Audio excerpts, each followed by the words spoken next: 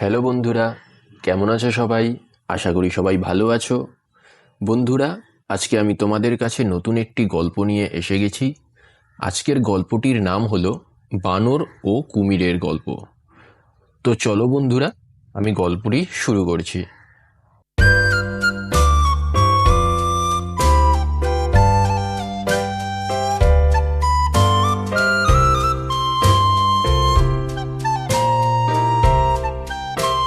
এক সময় এক জঙ্গলে নদীর ধারে এক বানর বাস করত। সে গাছ থেকে গাছে লাফিয়ে লাফিয়ে বেড়াতো আর মজা করত। একদিন নদী পার হওয়ার সময় কুমিরের পিঠে উঠে বসলো। কুমির তো চমকে গেল।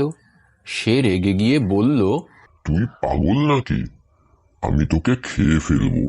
বানর হাসতে হাসতে বলল, আমি তোমার সাথে একটা মজার খেলা খেলতে এসেছি।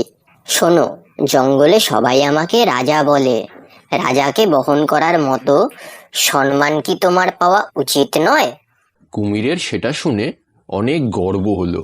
সে বুক ফুলিয়ে বলল, রাজাকে বহন করা কি আমার পক্ষে সম্মানের ব্যাপার না? তা শোনাও, এই খেলাটা কেমন? বানর বলল, আমার দুই বন্ধু নদীর ওপারে আছে। তাদের সামনে গিয়ে বলবো আমি নদী পার হয়েছি। তারা অবাক হয়ে যাবে। তুমি নদীতে ডুব দিয়ে থাকো, আমি গিয়ে ফিরে আসছি। কুমির মুখ লুকিয়ে নদীতে ডুব দিল।